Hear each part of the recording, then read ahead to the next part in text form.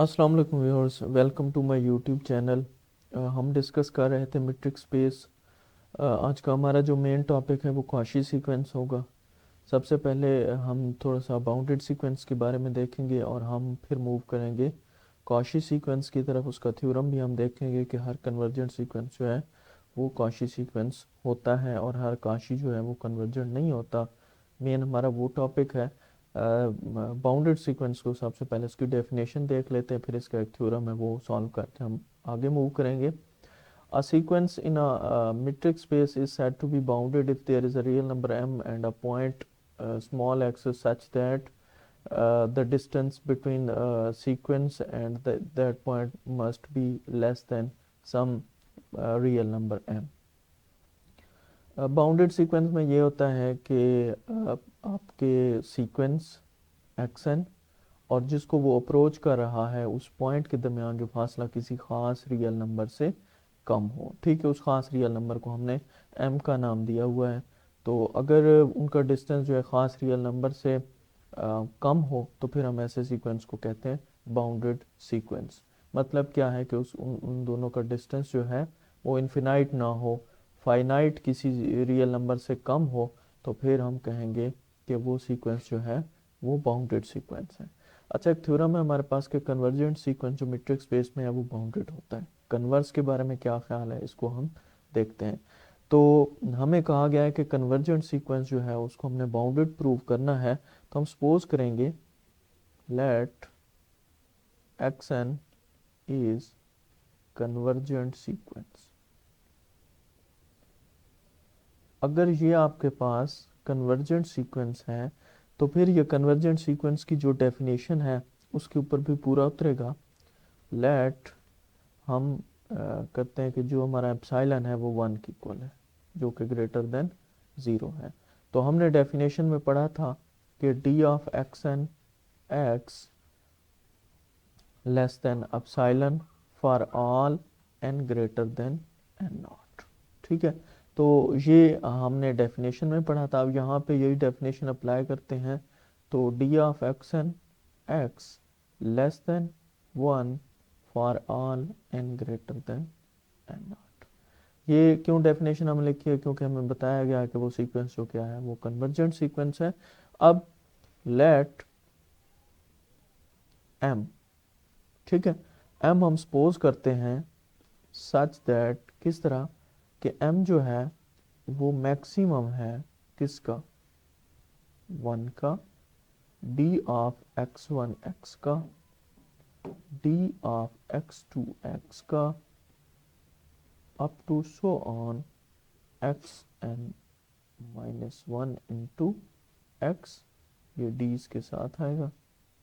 और अब हम कहते हैं कि m कोई ऐसा नंबर है, चूंकि ये वाला सीक्वेंस जो है हमने देखा कि इसका डिस्टेंस 1 से लेस है, तो हम कहते हैं कि m कोई ऐसा नंबर है जो 1 और ये जो जितने भी डिस्टेंसेस पड़े हैं,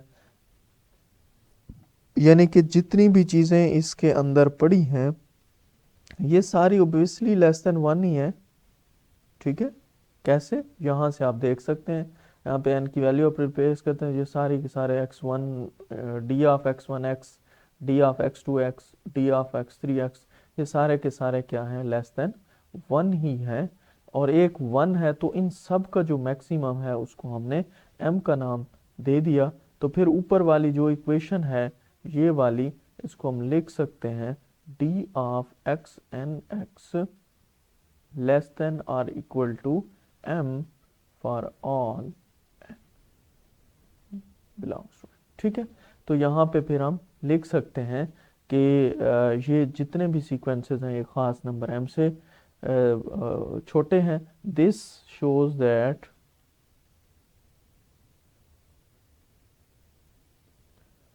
एक्स एन इज बाउंडेड। अब हम ये शो हमने कर दिया कि एक्स एन क्या है, बाउंडेड है। अब अगर बात की जाए इसके कन्वर्स की,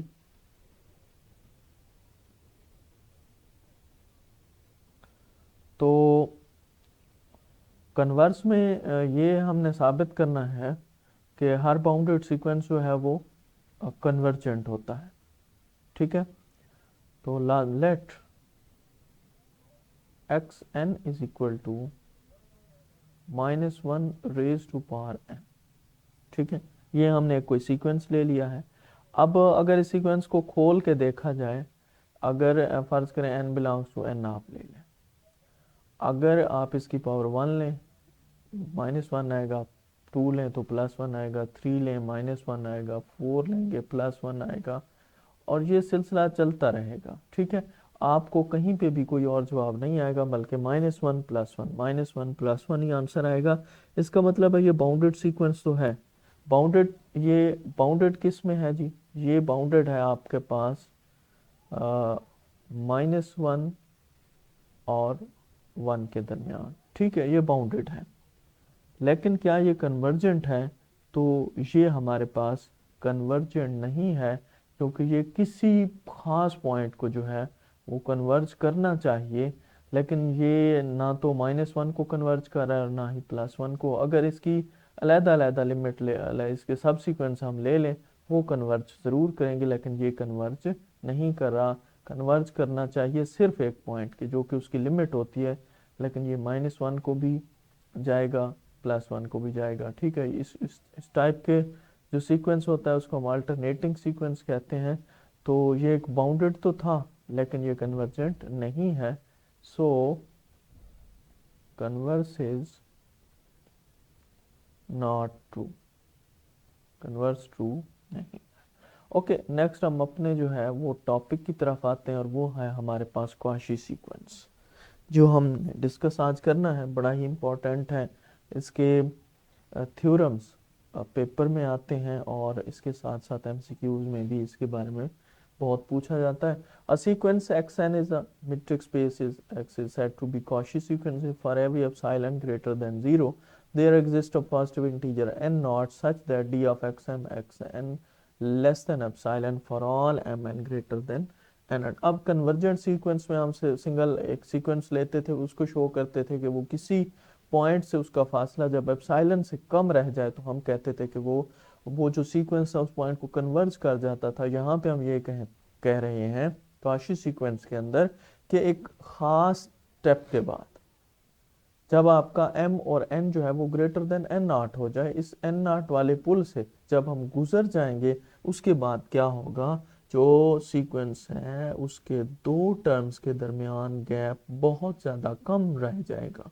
ठीक है, तो अगर कोई ऐसा सीक्वेंस हो कि ख़ास स्टेप के बाद उसके जो टर्म्स हैं उनके दरमियान फासला बहुत ज़्यादा कम हो जाए, इतना कम हो जाए जितना आपने सोचा था उससे भी ज़्यादा कम हो जाए, तो फिर हम कहेंगे कि ऐसा सीक्वेंस क्या है, कॉशी सीक्वेंस है।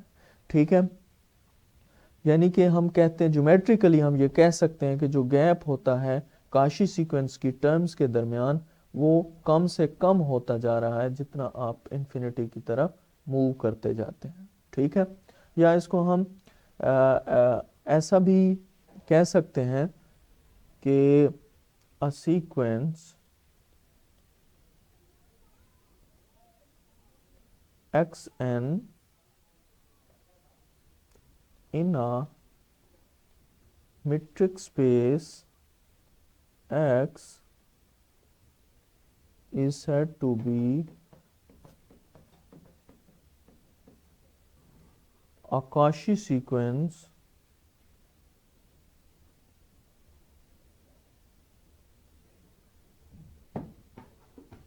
if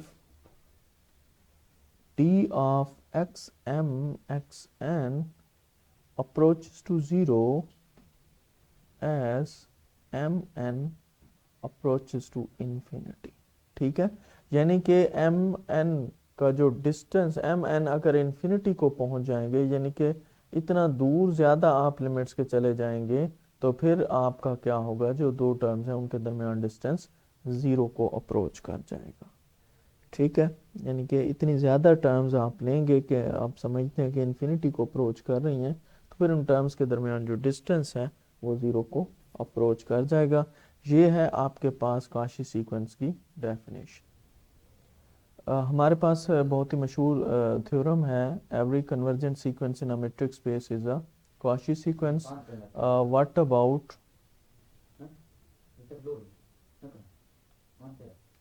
what about converse? Converse के बारे में भी हम देखेंगे। यहाँ पे हम इसका प्रूफ देखते हैं। हमें उसने बताया कि कन्वर्जेंट सीक्वेंस है, तो हम सपोज करेंगे let x n is convergent sequence. बाज़ दफ़ा ब्रैकेट्स भी आप देखेंगे बुक्स के अंदर डाली हुई होती है, सीक्वेंस को शो कर रही होती है।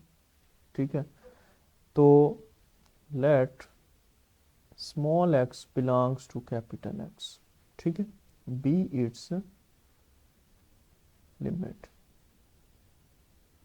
अच्छा, ये कैपिटल एक्स क्या है? ये मीट्रिक स्पेस को आपको जाहिर कर रहा है। ठीक है, अब हमने क्या शो करना है कि ये जो एक्स एन है ये कॉची सीक्वेंस है।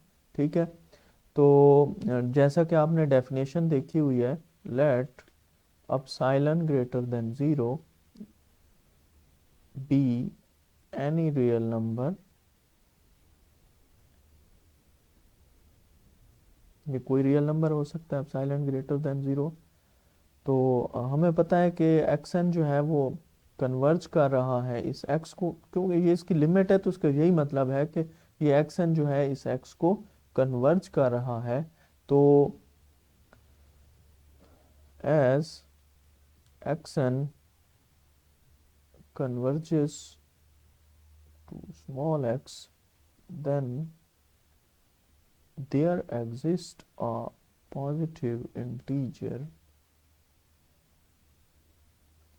n1। ठीक है, n1 हमारे पास होगा सच दैट, अब वही वाली डेफिनेशन लिखेंगे जो कन्वर्जेंट सीक्वेंस की लिखते थे,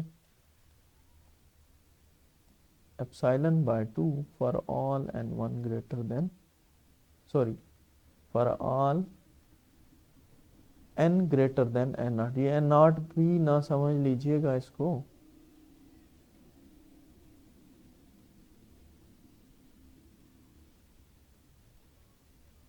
okay, n greater than n1। ठीक है, similarly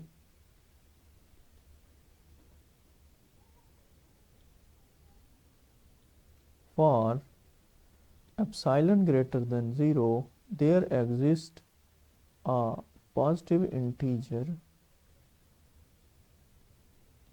n2 such that d of x mx less than epsilon for all n greater than, okay, m इसे कह दें या इसे आप n2 का नाम दे दें, n2 कह दें। ठीक है, तो ये दो हमारे पास आ गई। अब होगा if n naught is equal to maximum of n1 n2। ठीक, ये जो हमने पॉजिटिव इंटीजर n1 और n2 लिए थे, हम सपोज करते हैं कि n इनका जो मैक्सिमम वो n नॉट के बराबर है। अब n जो है वो n1 से भी बड़ा है, n2 से भी बड़ा है, तो साफ जाहिर है इन दोनों जो हमारे पास इक्वेशंस हमने लिखी हैं, इन दोनों के लिए फिर हम इकट्ठा लिखेंगे, then d of x and x less than epsilon by 2 for all n greater than n naught, and dmx mx less than epsilon by 2 for all n greater than n naught। अब इनको क्या कर दें, add कर दें, adding, तो ये बन जाएगा d n x n x plus d n x m x less than epsilon by 2 plus epsilon by 2। ठीक है, for all m n greater than n not.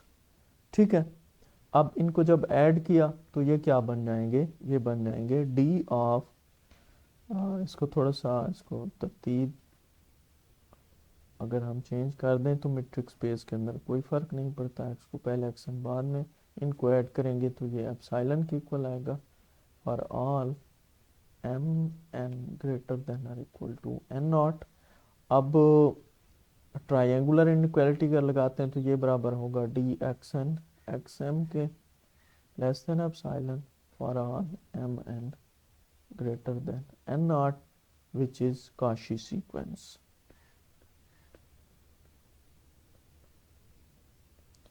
अब हमने ये साबित कर दिया कि जो कन्वर्जेंट सीक्वेंस था वो क्या है, हमारे पास Cauchy सीक्वेंस है।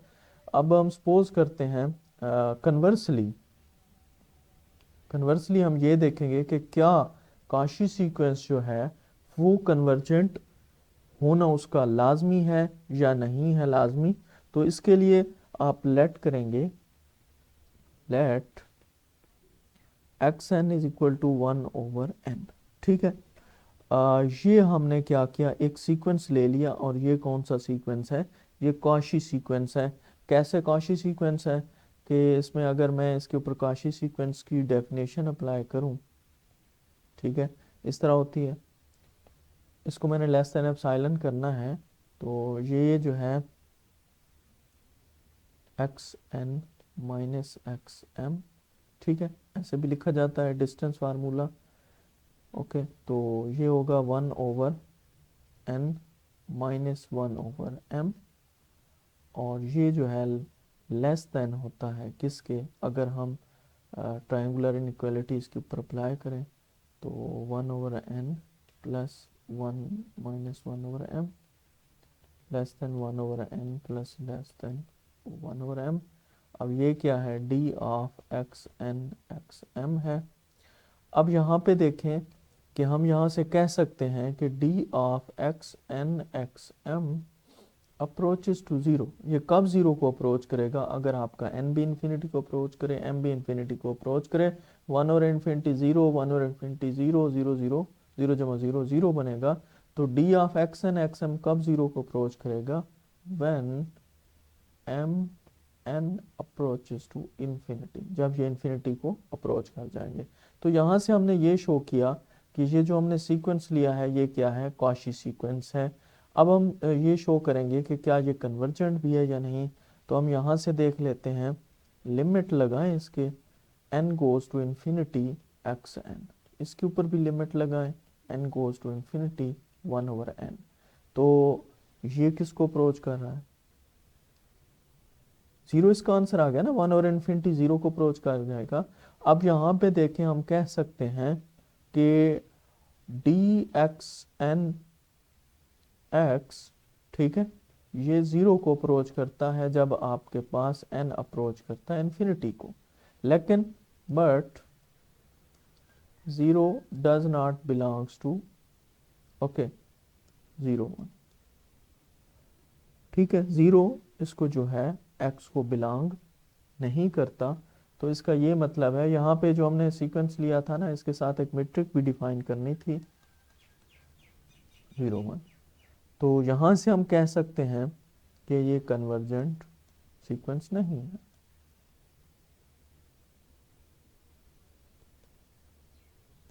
ठीक है, ये इसको बिलोंग नहीं करता, यानी कि जिस पॉइंट को कोई भी सीक्वेंस कन्वर्ज कर रहा है वो उस मैट्रिक के अंदर होना चाहिए। ये पॉइंट मैट्रिक के अंदर नहीं है, तो ये जो है इसको कन्वर्ज नहीं करेगा। यहाँ से हमने ये शो कर दिया कि हर Cauchy सीक्वेंस के लिए लाजमी नहीं है कि वो कन्वर्जेंट हो, लेकिन हर कन्वर्जेंट सीक्वेंस Cauchy होता है। तो यहाँ से आप कह सकते हैं कि कन्वर्जेंट, आज का जो खुलासा है, convergent sequence must be bounded भी होगा, Cauchy भी होगा। ठीक है, लेकिन बाउंडेड और Cauchy दोनों के लिए शर्त नहीं है कि वो कन्वर्जेंट वो हो भी सकते हैं और नहीं भी हो सकते। आज के लिए इतना ही, मिलेंगे नेक्स्ट वीडियो में, तब तक के लिए अल्लाह हाफिज़।